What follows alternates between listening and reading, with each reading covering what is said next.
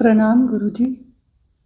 Last 1 year से चलते फिरते डीप हार्ट एरिया में एक डार्कनेस ही फील होती है। जब भी उसमें चित जाता है या मन जाता है तो विचार ऐसे लगता है कि थम गए, ऐसा महसूस होता है। और एकांत में भी जब मैं वहाँ चली जाती हूँ या अपने आप वहाँ मन चला जाता है तो बहुत शांति महसूस होती है। तो मेरा प्रश्न यह है गुरुजी कि ये मेरे मन का मैट्रिक्स है या फिर कुछ और है।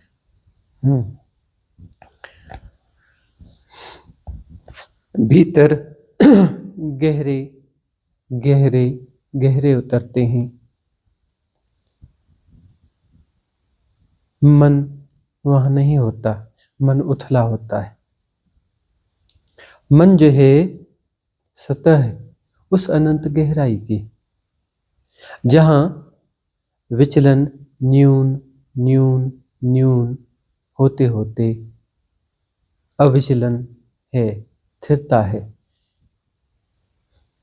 सृष्टा स्वयं सृष्ट हुआ है, वह स्थिर जो है चलायमान है, प्रकंपित है। समूची सृष्टि, इसके बीच का एक तल है मन।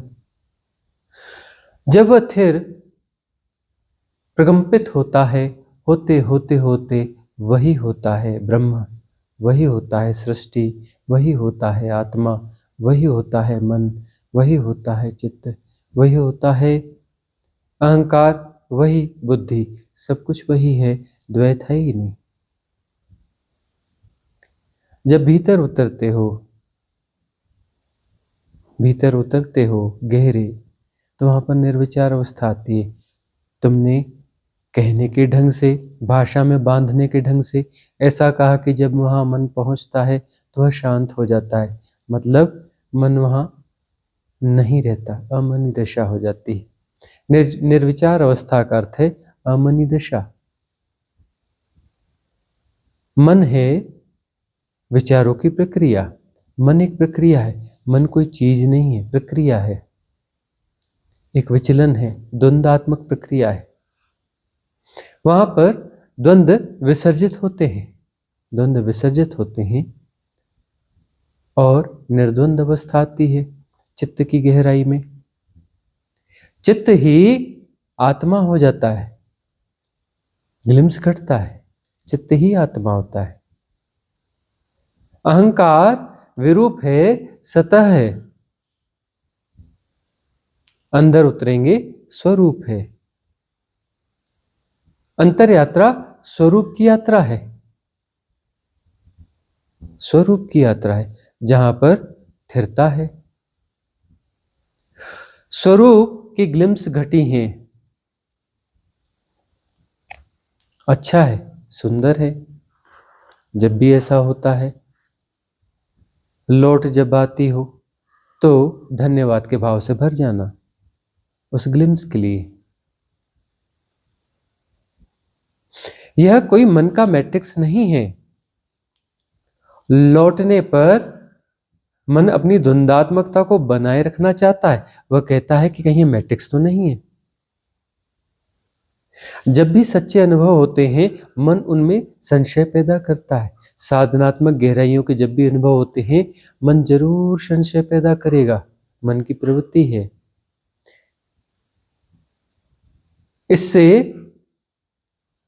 इससे उस महान अनुभव को साधारण निरूपित करके उसकी उपेक्षा की जा सकती है। उस अवस्था में दोबारा जाने न जाने पर कोई भीतर महसूस ही नहीं होगा कि कुछ चूक रहे हैं हम। मन ऐसी कोशिश करेगा, लेकिन मन की यह कोशिश काम नहीं करती, क्योंकि वह जो ग्लिम्स आ गई, वह ग्लिम्स जो आ गई वह सत्य की ग्लिम्स है। और वह ग्लिम्स आ गई तो तुम उससे अब भाग नहीं सकते। कितना भी भागने की कोशिश करो, कितना भी बचने की कोशिश करो, उसे कितना भी मैट्रिक्स कह लो, झूठ कह लो, सच सच है। मन कितना भी उसे निरूपित करे कि यह मैट्रिक्स है। मन ही कह रहा है कि मन का मैट्रिक्स है। यह मन का मैट्रिक्स है, कौन कह रहा है? मन कह रहा है। है ना? क्या शातिरता है, क्या बारीकी है, क्या बारीकी है कि मन कहता है कि मन का मैट्रिक्स है। ये मन का मैट्रिक्स नहीं है, अमनी दशा है। निर्विचार अवस्था, निर्विकार अवस्था जो है वह अमनी दशा है, जहां पर मन नहीं रहता। मन विचलन है, आत्म सत्ता की सतह, आत्मा की का सरफेस, आत्मा के सरफेस पर हो रहा विचलन मन की तरह भासता है, एक सत्ता की तरह भासता है। और जब विचलन नहीं रहता तो सत्ता है ही नहीं। विचलन की प्रक्रिया मन है। विचलन रहित अवस्था, या यूं कह लो विचलन रहित मन जो है आत्मा है, वहां मन नहीं रहता, आत्मा हो जाती है। विचलन रहित मन जो है आत्मा है।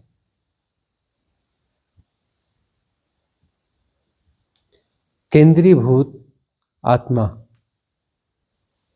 केंद्रीभूतता न रही तो ब्रह्म है, विस्तार वही है। केंद्रण का आग्रह विसर्जित होता है तो वही ब्रह्म है। तो भीतर और उतरोगी ब्रह्म भी घटेगा, और ब्रह्म के पार फिर जहां पर विस्तार का आनंद लेने का भाव भी विसर्जित हो जाएगा, तो ब्रह्म के भी पार हो जाओगी। और यह सहज मार्ग है, सहज हो रहा है। मन असहजता पैदा करता है, संशय पैदा करता है। मन ऐसे खेल खेलता रहेगा, बार बार खेलेगा, और गहरे अनुभव आएंगे। अनाहत नाद सुनाई पड़ता है बहुत सारे साधकों को, कहते हैं वो मेरे मन का वहम तो नहीं था।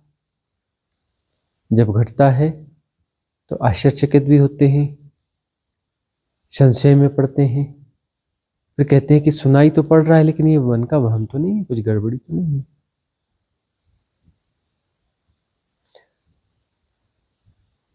कुंडलिनी शक्ति का जब जागरण होता है सामान्यतः रात में होता है, सामान्यतः, ऐसा जरूरी नहीं रात में ही हो, सामान्यतः रात में ही होता है। आधी रात सोए रहते हो तब होता है। जब होता है और सोए रहो या साधना में बैठे रहो या कुछ भी हो, रात में ज्यादा होता है।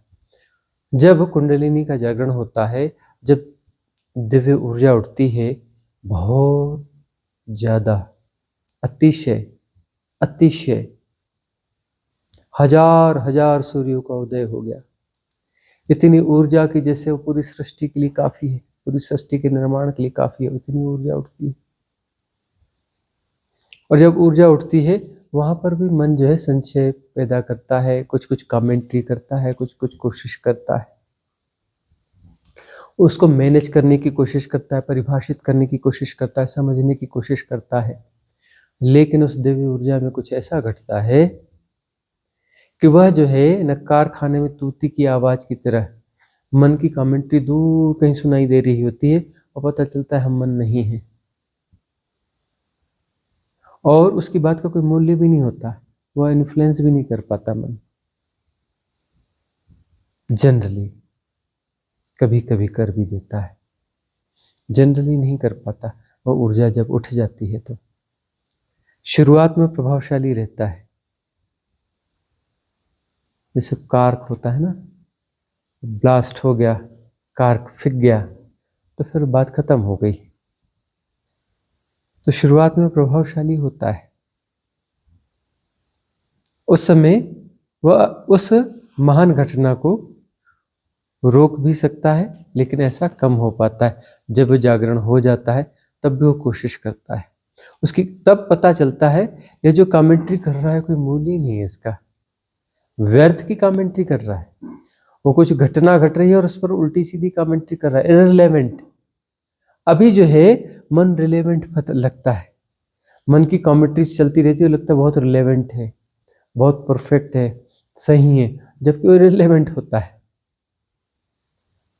लेकिन उसकी रिलेवेंसी जो है जस्टिफाइड होती है, self justified, justified in the sense self justified ही होती है। मन खुद अपने आप को जस्टिफाई करता है और संतुष्ट हो जाता है। मन का एक टुकड़ा जस्टिफाई करता है, हाँ हाँ जस्टिफाइड है।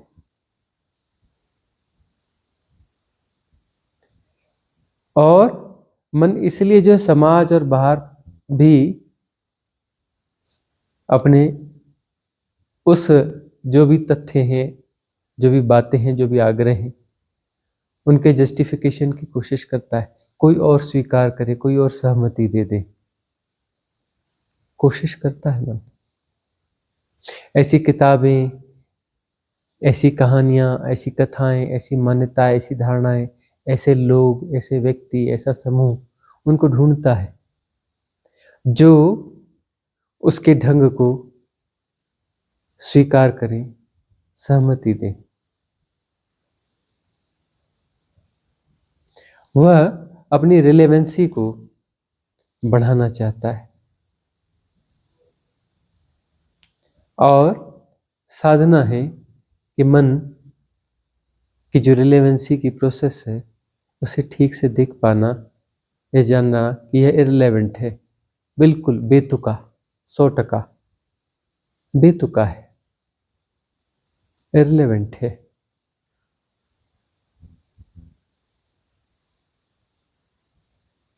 और मन की इस बेतुकी स्थिति के जब पार होते हैं तो मन के लिए स्पेस नहीं बचता।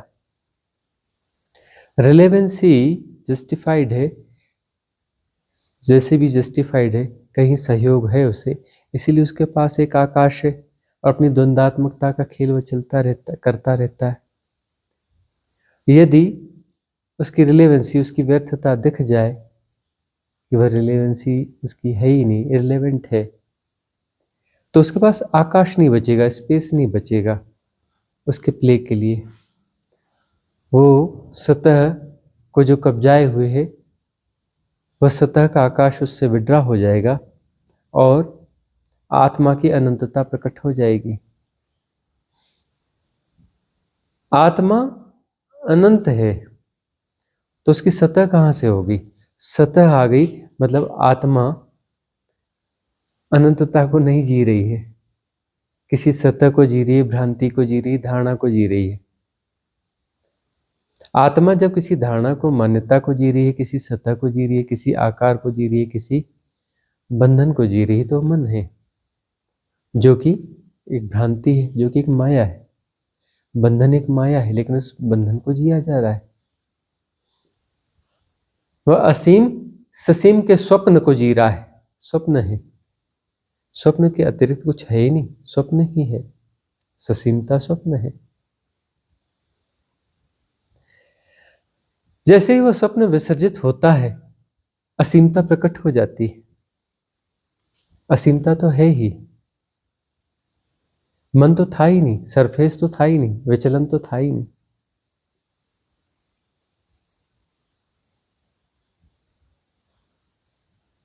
और असीमता प्रकट हो जाती है, आत्मसत्ता प्रकट हो जाती है, अनंतता प्रकट हो जाती है। अनंतता को पहली बार जिया जाता है जब भी तुम भीतर की उस गहराई में उतरते हो।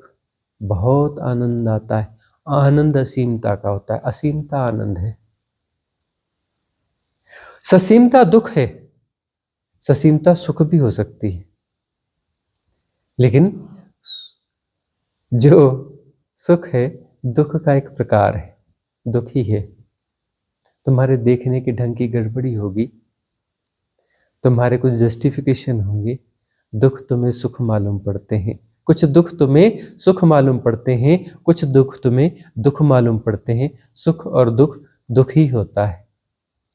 सुख दुख का एक ढंग है, होता दुख ही है।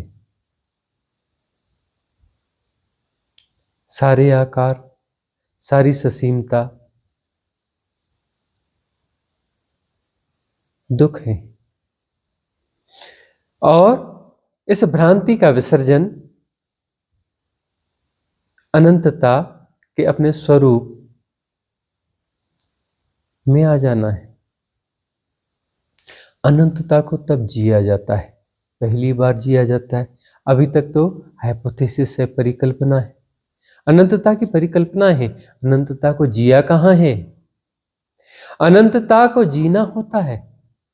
ग्लिम्स घटते हैं, मन संशय उठाता है, अनंतता कोई होती है क्या? अरे व्यर्थ मन का मैट्रिक्स है।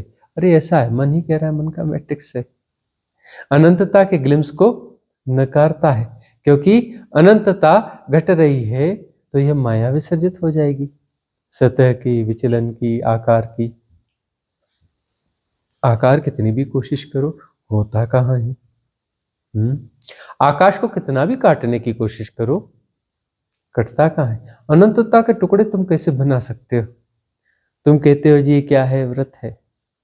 ये व्रत है, गोल गोल घुमाओ, हाँ व्रत है ना? व्रत सर्किल है ना? है ना? कहाँ गया? नीचे गिर गया, उठा के लिया। कहाँ गया व्रत? था ही नहीं, प्रक्रिया थी। व्रत की प्रक्रिया थी, व्रत नहीं था। एक प्रक्रिया थी, प्रक्रिया का विसर्जन होता है, सत्य प्रकट हो जाता है। सत्य तो है ही, टुकड़ा हुआ ही नहीं था, जोड़ने का सवाल ही नहीं है ना। टूटा था ही नहीं, जोड़ो ना, जोड़ना क्यों है? अरे टूटा होता तो जोड़ लेते, टूटा तो है ही नहीं, जोड़ने की बात ही नहीं है।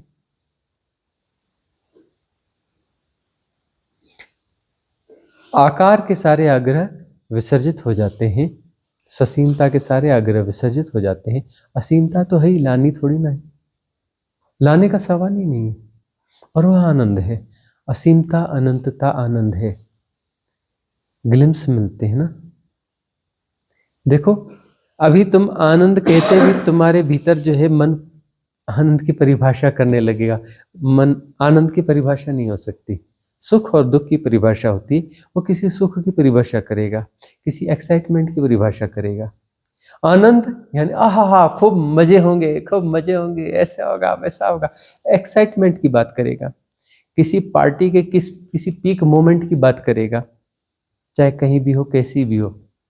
अरे वहां बड़ा मजा आया था, कुछ उससे भी ज्यादा होगा, किसी एक्साइटमेंट की बात होगी। तो मन आनंद की परिभाषा करेगा, और आनंद परिभाष्य है ही नहीं, वह डिफाइन नहीं किया जा सकता, बियॉन्ड डेफिनेशन है। आनंद किसी परिभाषा में आता नहीं है। आनंद को शब्द देना पड़ता है, और शब्द में भी नहीं आता आनंद। अनंतता भी शब्द में आती नहीं है, अनंतता भी शब्द में नहीं आती है। इसलिए अनंतता के बारे में बहुत सारी वैज्ञानिक परिभाषाएं और बहुत कुछ उपलब्ध है, और बेकार है, 2 कौड़ी का है, कौड़ी भी मूल्यवान होती है। अनंतता के बारे में जो बड़ी साइंटिफिक परिभाषाएं सब कुछ है, 2 कौड़ी भी मूल्य नहीं है उनका। हाइपोथेसिस है, रियलिटी नहीं है। अनुभव, अनंतता अनुभव की चीज है, ऐसा अनुभव जिसमें अनुभोक्ता नहीं होता। अनुभव घटता है, अनुभोक्ता घटता है, अनुभोक्ता विसर्जित हो जाता है, अनुभव भी विसर्जित हो जाता है, अनंतता बचती है। जब अनंतता घटने वाली होती है उस समय अनुभोक्ता होता है, अनुभव भी होता है, अनुभोक्ता विसर्जित होता है, अनुभव भी विसर्जित होता है, और अनंतता बचती है। उसे जीना कहते हैं, उसे जीना कहते हैं।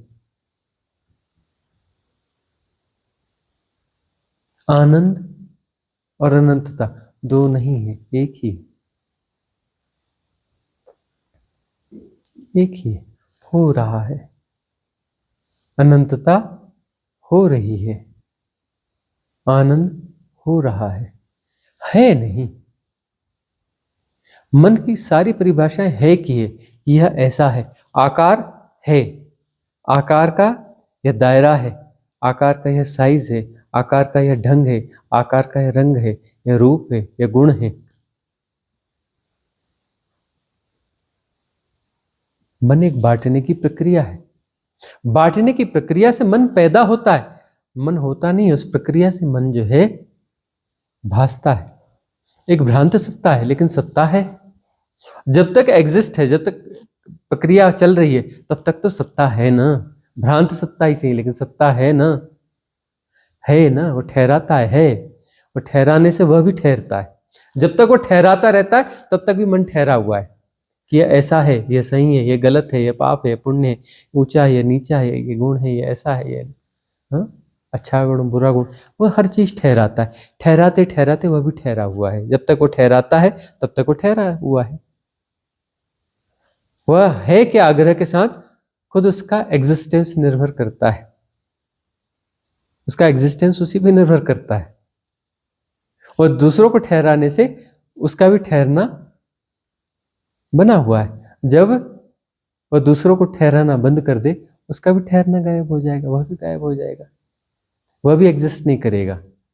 वह भ्रांत सत्ताओं को एग्जिस्ट करता है, मतलब उसको ठहराने की कोशिश करता है, उसके एग्जिस्टेंस को तय करता है, और वो जो करता है सब काल्पनिक है। यह ऐसा है जबकि वो ऐसा है ही नहीं, वह है ही नहीं, वह तो हो रहा है। वो कहता है नहीं नहीं नहीं है, हो नहीं रहा है, वह है, ऐसा है। तो ठहराने की कोशिश जो है अपने आसपास वो सब कुछ ठहराना चाहता है, बांट बांट के विभाजन कर करके विभक्त कर करके उन्हें ठहराता है, उनके गुण धर्मों को, रंग रूप को, स्थिति को, परिस्थिति को, सबको ठहराता है। ठहराने के कारण मन भासता है।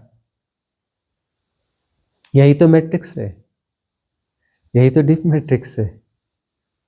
और उसका वह प्रक्रिया है ठहराने की। तो सत्य में जब भी अनुभव घटेगा, सत्य का अनुभव घटेगा, आनंद का अनुभव घटेगा, आनंद का अनुभव घटेगा, निर्विकारिता, निर्विचारिता, असीमता का अनुभव घटेगा, मन कहेगा यह मन का मैट्रिक्स है, मन कहेगा यह मन का मैट्रिक्स है।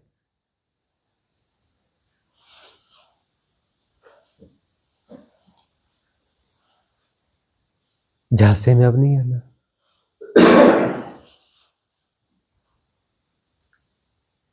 झांसा मन यहां देगा भी तो झांसा लंबा चलने वाला नहीं है, क्योंकि सत्य का अनुभव है। ग्लिम्स सच्ची है, ग्लिम्स सच्ची है। मन थोड़ा सा समय को स्ट्रेच कर सकता है, थोड़ा स्ट्रेच कर सकता है, कोशिश उसकी प्रक्रिया है। उस स्ट्रेचिंग से ही तो समय पैदा होता है ना। मन ठहराता है, कुछ ठहराता है, कुछ स्ट्रेच करता है, समय पैदा करता है। मन एक प्रक्रिया है समय को पैदा करने की। मन के विसर्जित होते ही समय विसर्जित हो जाएगा। प्रक्रिया का विसर्जन समय का विसर्जन है। मन समय है, समय मन है। जहां अमनी दशा घटती है वहां समय नहीं होता। तुम जिस दशा में भीतर उतर जाती हो उस समय वो समय के भीतर की घटना नहीं है, वह समय नहीं होता है, वह मन नहीं होता, समय नहीं होता, वहां पर स्पेस भी नहीं होता। प्रवेश करते समय स्पेस जैसा अनुभव होता है, उसके बाद गहन अंधकार, परम शांति, गहराई, और धीरे धीरे गहराई और यह इस प्रकार का कुछ बोध भी गायब हो जाता है।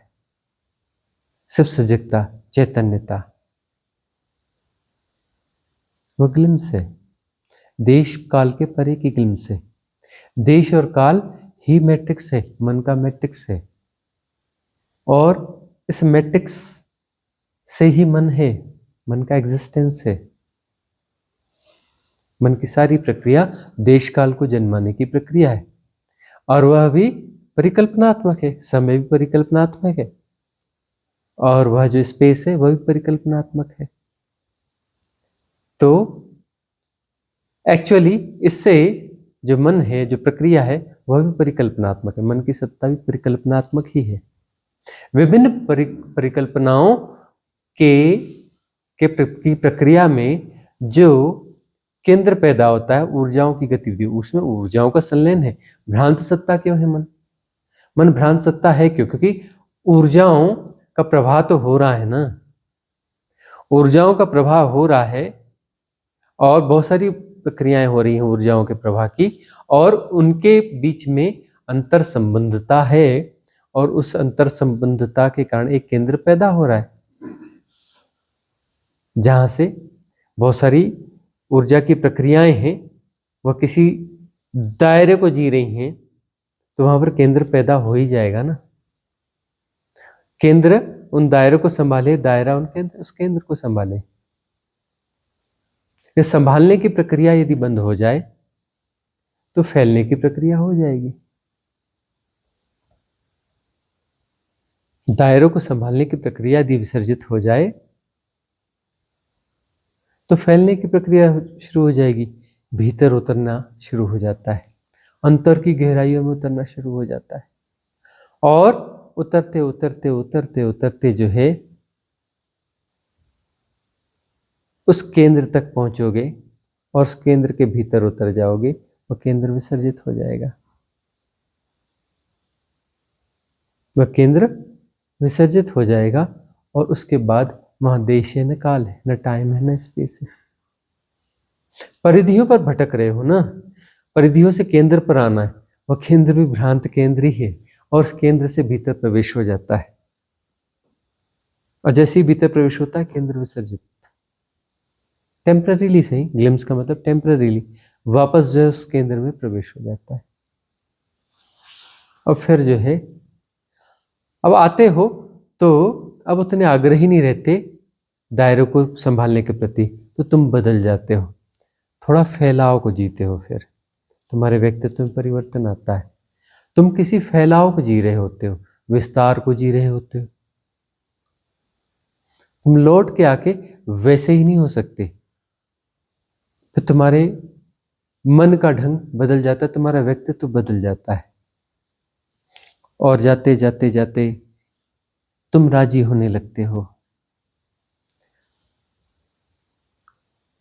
तुम राजी होने लगते हो, मन ही राजी होता है। मन ही नाराजी था, संशय उठा रहा है कि मन का मैट्रिक्स है, और मन ही फिर राजी होने लगता है, और राजी होने पर ग्लिम्स बड़ा होते जाता है।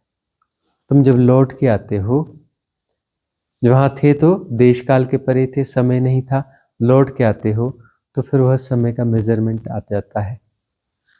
Minute, 2 minute, 4 minute, 6 minute, 48 minute हो जाए, गुणा भाग नहीं है कि 48 मिनट, लौटो, वो 48 मिनट बीत चुके हैं, तो उसके साथ सब कुछ बीत चुका है।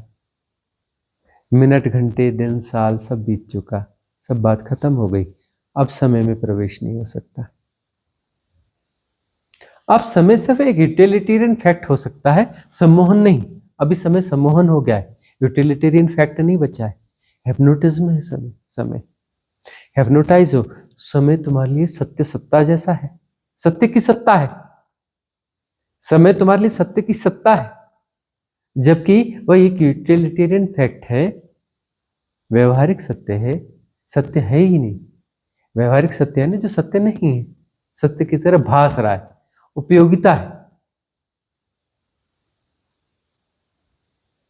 देश काल के परे, जब भी देश काल के परे जाते हो, वही शुभ है, वही पुण्य है, वही सत्य है, वही शिव है, वही सुंदर है। उस पे प्रश्न कोई भी उठाए, इग्नोर कर देना। संदेह उठाए, हिप्नोटाइज नहीं होना, इन्फ्लुएंस नहीं होना। भीतर का मन हो या बाहर का कोई व्यक्ति हो, इसलिए अपने अनुभव जो है अयोग्य लोगों के सामने कभी नहीं कहना।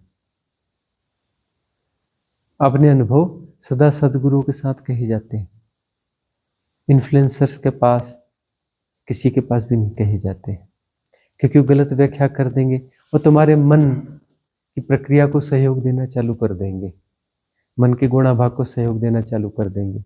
मन पुष्ट हो जाएगा, मन को बल मिल जाएगा, वो बाधा बनेगा दोबारा वहां जाने में। सुंदर घट रहा है, मैट्रिक्स नहीं है, मैट्रिक्स बिल्कुल नहीं है। अगला प्रश्न,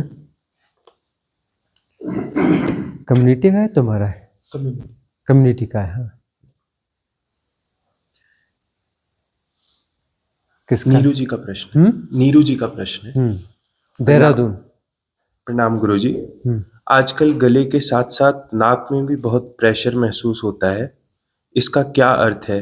कई बार नाद की ध्वनि बहुत तेज होती है, कुछ समय कम हो जाती है, ये प्रक्रिया होती रहती है। क्या हमें इस पर ध्यान लगाना चाहिए या जो हो रहा है उसको होने दें? नाद जब घटता है, अनाहत नाद, वह नाद नहीं जो किया जा रहा है, जो संघर्षण का परिणाम नहीं है, जो किसी संघर्षण से पैदा नहीं हो रहा है, जो शाश्वत है, जो सनातन है, वह परम ध्वनि, वह अनाहत नाद सुनना हो रहा है। वह अपने से हो रहा है।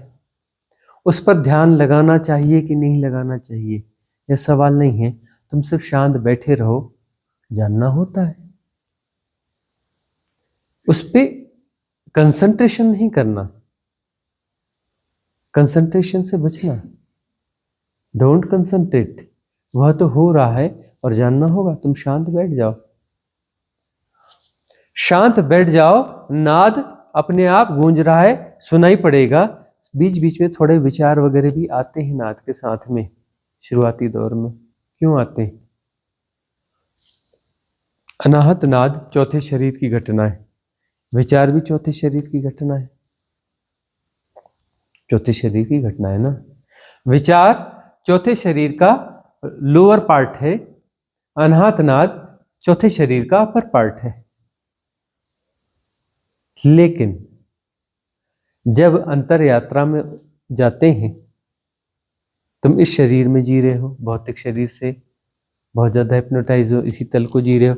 भीतर के तल में जाओगे आकाश शरीर में, तो आकाश शरीर के अनुभव होंगे। कारण शरीर में, सूक्ष्म शरीर में जाओगे तो वहां के अनुभव होंगे। मनस काया में जाओगे तो वहां के अनुभव होंगे। मनस काया को जैसे ही टच करोगे, अनाहत नाद शुरू हो जाता है। होता ऐसा है, कई बार अनाहत नाद होता है, मतलब चौथे शरीर को टच करते हो और पीछे हट जाते हो। थोड़ी देर नाद सुनाई दिया, फिर बंद हो गया, तीसरे शरीर में लौट आए। डिसाइसिवली कभी जो है चौथे शरीर में प्रवेश हो जाएगा। प्रवेश हो जाएगा तो फिर उसके बाद में अनाहत नाद सामान्य हो जाएगा, धीमा सा स्वर फिर लगातार सुनाई देगा। उसके बाद चौथे शरीर की जो दूसरी प्रक्रिया है, जो अनुभव है, वो घटने शुरू हो जाएंगे। और चौथे शरीर में सबसे ज्यादा अनुभव घटते हैं। चौथे शरीर के अनुभव, आध्यात्मिक अनुभव सबसे ज्यादा होते हैं, क्योंकि चौथा शरीर जो है वह जुड़ा हुआ है पांचवें शरीर से, अर्थात मेटाफिजिकल वर्ल्ड से। चौथे शरीर के साथ फिजिकल वर्ल्ड शुरू होता है। पांचवा शरीर यानी मेटाफिजिकल, मतलब सृष्टि के पार, अनंतता। अनंतता पांचवा शरीर, पांचवें शरीर का जो है गुणधर्म कह लो, वह है। और चौथा शरीर सृष्टि, जहां परासृष्टि सृष्टि हो रही है, तो वहां पर बहुत सारे दिव्य अनुभव घटते हैं, बहुत सारे दिव्य अनुभव घटते हैं। उसमें अनाहत नाद भी है, कुंडलिनी जागरण भी है, उसके अलावा और भी बहुत कुछ है। सिद्धियां भी सारी वहीं पर है। अणिमा, लघिमा आदि अष्ट सिद्धियां जो है वो चौथे शरीर की घटनाएं हैं। यह मत समझ लेना बड़ी ऊपर की घटनाएं हैं, यह है सब चौथे शरीर की घटनाएं। इसलिए पतन होता है, सिद्धियों से पतन हो जाता है ना। ऐसा मत समझना कि सिद्धियां मिल गई तो वो परम ज्ञान को उपलब्ध हो गया, परम स्थिति को उपलब्ध हो गया। चौथे शरीर की घटनाएं, मनस काया की घटनाएं हैं, समस्त सिद्धियां, और वहां से पतन बड़ा स्वाभाविक है। कुंडलिनी जागरण के बाद में भी पतन होता है। पतन इन द सेंस कि उस शक्ति का दुरुपयोग होता है। शक्ति जागी है तो शक्ति जागी, शक्ति मतलब बड़ी हो सकती है लेकिन सीमित ही होगी ना। अरे भाई कोई करोड़पति है लेकिन सीमा है ना उसकी, अरबपति सीमा है ना उसकी, खरबपति उसकी खरब की सीमा है ना, लेकिन वो सीमा उसकी वही है। कोई ना कोई तो सीमा होगी ना, बड़ी सीमा है। तो वह जो है शक्ति जागती है, शक्ति उठती है। शक्ति उठती है, सिद्धियां होती हैं, ये सब जो है सीमित है। कुंडलिनी शक्ति भी सीमित है, वह जो है कभी न कभी खर्च हो जाएगी। शक्ति यानी जो एक खजाना है और जो खर्च होता रहता है। कुंडलिनी शक्ति जागेगी तो शक्ति जो है धीरे धीरे क्षय होगी। शक्ति का लक्षण है क्षयात्मकता। शक्ति का क्षय अनिवार्य है। कोई भी शक्ति हो उसका क्षय अनिवार्य है। क्षय का अर्थ है कि उसका केंद्र बदलता है। क्षय का अर्थ हुआ ना, ऐसे वैज्ञानिक भाषा में बोलोगे तो ऊर्जा जो है रूपांतरित होती है, उसका नष्ट नहीं होती है। तो क्षय का अर्थ यह होता है उसका केंद्र बदल जाता है। जिस केंद्र के साथ वो सन्नद्ध थी उसके साथ सन्नद्ध न होकर के उसका कुछ पार्ट कहीं और जा रहा है। धीरे धीरे धीरे धीरे उसकी जद से बाहर निकल रहा है, उसकी सीमा से बाहर निकल रहा है, तो क्षय होता है। तो कुंडलिनी शक्ति जब जागृत होती है तब जो है यदि लोअर चक्रास के कुछ विकार, कुछ आग्रह शेष रह गए हैं तो उन्हें वह शक्ति मिल जाती है और फिर वह जो भी विकार है इस शरीर का प्रयोग करते हुए, उस शक्ति का प्रयोग करते हुए उस भोग को पाना चाहेगा। इसी दरमियान यदि शक्ति की के सिद्धियों की आकांक्षा रहती है, मतलब कुछ अनहोना करने की आकांक्षा रहती है, या ऐसा होता है ना जो सामान्य जीवन नहीं है, कुछ जादुई आग्रह, तो कुंडलिनी जागरण के बाद में सिद्धियां, उनको सिद्धियों में भी डाइवर्ट किया जा सकता है इस ऊर्जा को। इसलिए कहते हैं कि साधना जीवन में होनी चाहिए, सद्गुरु होना चाहिए, आप्तवचन होने चाहिए, सद्देशना होनी चाहिए। वहां तो बहुत ज्यादा जरूरत है जब शक्तियां जागती हैं, जब कुंडलिनी शक्ति जागती है। अनाथनाथ के बाद शक्ति जागने की प्रक्रिया निकट है, इसलिए हम चेता देते हैं इस प्रश्न के साथ ही। पांचवें कंठ में हो रहा है ना कुछ, कंठ में, हाँ, ये कंठ के बाद नाक में हो रहा है। कंठ में हो रहा है मतलब यह जो है पांचवा चक्र भी पुष्ट हो रहा है। नाक में हो रहा है तो वह तो कुछ वह है नहीं। नाक में सेंसेशन हो रहा है, वह एक्चुअली ऐसा रहता है ना कि पिछले जन्मों की कुछ साधनाएं होती है। नासाग्र दृष्टि की साधना, तो नासाग्र दृष्टि की कभी साधना रही होगी तो नाक के सेंसेशंस आ रहे हैं वहां पर। अब जो है शक्तियां जागेंगी, नीरू सजग रहना। साधक जो है इस शक्ति का प्रयोग साधना में ही करेगा, साधना को गहराने में करेगा, सांसारिक उपलब्धियों के लिए नहीं करेगा, सांसारिक उपलब्धियों के लिए नहीं करेगा। संसार में उलझ गया तो ज्यादा भटकेगा। कम शक्ति के साथ इतना भटका है तो ज्यादा शक्ति के साथ ज्यादा नहीं भटकेगा। कम शक्ति में इतना भटकना हो गया संसार में, तो ज्यादा शक्ति के साथ तुम संसार में भटकोगे तो और दूर ना निकल जाओगे, बहुत दूर ना निकल जाओगे। बहुत सजग रहना। इसलिए सिद्धियों के बाद जो पतन होता है बड़ा खतरनाक पतन होता है, बड़ा बुरा पतन होता है। सिद्धियां तो अपात्रों को भी मिल जाती है, हमने बहुतों को देखा है, खासतौर पे जंगलों में, देहात गांव में। अब वैसे देहात बचे नहीं, वैसे जंगल बचे नहीं, अब तो क्या हो गया, वो अपना इंटरनेट ने सबको न जाने क्या क्या प्रशिक्षण दे दिया है। उस जमाने की हम बात कर रहे हैं, गांव जब इंटरनेट फोन ये नहीं हुआ करते थे, जंगलों में गांव बसें वसें भी नहीं चला करती थी वहाँ तो। और बहुत सारे ऐसे ग्रामीण हुआ करते थे जिन्हें हम कभी पूछते थे तो भाई कभी किसी वाहन में नहीं बैठे, वो दूर से देखा है बस। और उस ज़माने में हम बाइक से जाया करते थे जंगलों में, तो जो है उसको देखने के लिए लोग इकट्ठे हो जाते थे, ये क्या है कैसा है, पूछते थे छू के देखें। तो वहाँ पर हमने देखा कि वो थोड़े सहज सरल प्रकृति से जुड़े हुए लोग, उनकी सिद्धियाँ, ऐसी शक्तियाँ उनकी जाग जाया करती थी। थोड़े पुराने पुण्य, थोड़ा फिर जो सहजता सरलता, और कुछ ऐसे शक्ति क्षेत्र भी रहते हैं जंगलों में, कहीं उसके आसपास रहते हैं, उनके साथ कहीं अलायन हो गए, कुछ हो गए, ऐसा हो गया और शक्तियाँ जाग गई। पात्रता नहीं है, बड़ा उठाव, चमत्कार पे चमत्कार, चमत्कार रियल में चमत्कार करने वाले बहुत सारे लोगों को हमने देखा और हम उनके साथ बने रहते थे, इन द सेंस बीच बीच में मिलने जाया करते थे कि कहाँ होता है, क्या होता है, कैसा होता है।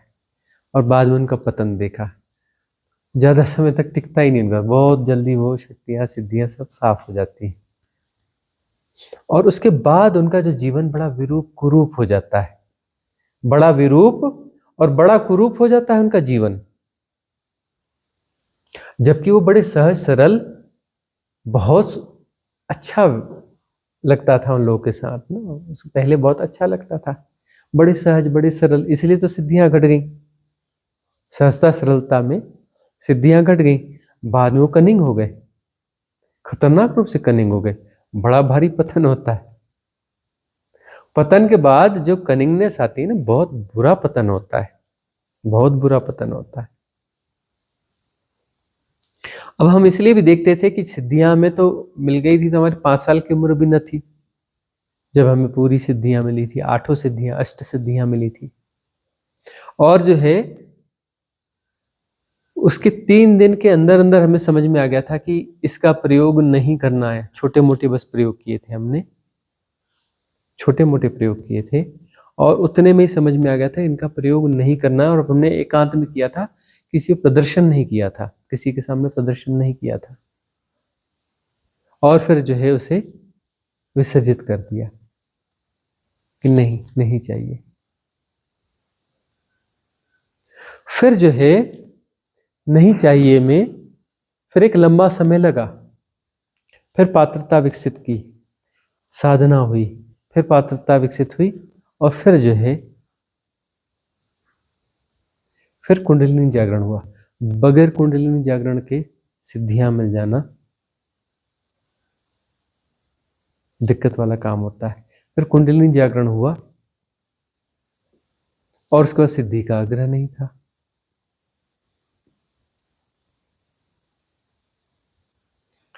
तो नीरू, अनाहत नाद सुनाई दे रहा है, कंसंट्रेशन नहीं करना, डोंट कंसंट्रेट, बस शांत बैठ जाना, वह तो हो ही रहा है, सुनाई दे ही रहा है।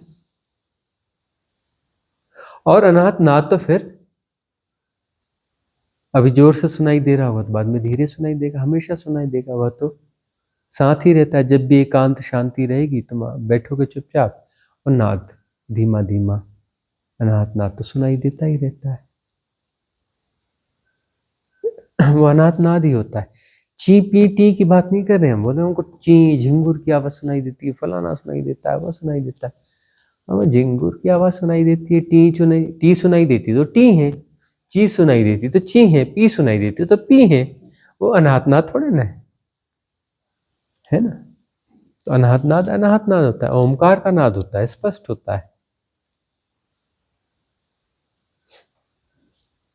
और ठीक है, यदि नाक में कुछ हो रहा है तो नासाग्र दृष्टि वाला जो विधि है सिद्ध क्रिया, नासाग्र दृष्टि की भी है, तो उसको प्रयोग में लाके देख लेना। नासाग्र दृष्टि वाली सिद्ध क्रिया एक है, पुरानी है। और उन सेंसेशन को डिस्टर्ब मत करना, होने देना, वो भी जानना हो रहा है। उसके बाद आज्ञा चक्र के अनुभव घटेंगे, आज्ञा चक्र के फिर अनुभव घटेंगे। जो भी गले में, कंठ में ऊर्जा फंसी है, थोड़ी तुम्हें कैथारसिस की जरूरत है, कैथारसिस करो, कंठ से ऊर्जा को मुक्त करो, नासा की दृष्टि पे आओ, फिर तुम्हारे आज्ञा चक्र के अनुभव घटेंगे। और जो है उसके साथ में बहुत सारे और अनुभव घटेंगे। सहजता से स्वीकार करते चलना।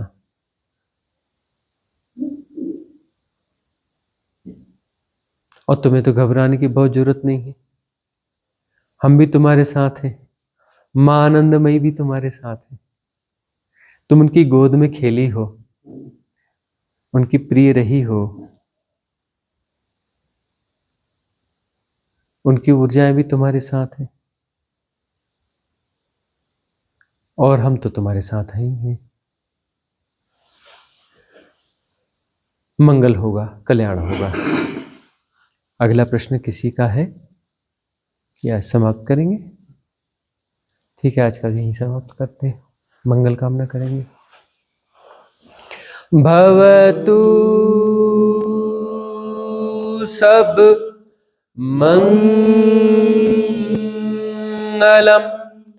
भवतु सब मंगलम, भवतु सब मंगलम। सबका मंगल हो, सबका कल्याण हो, सबका मंगल हो, सबका कल्याण हो, सबका मंगल हो, सबका कल्याण हो।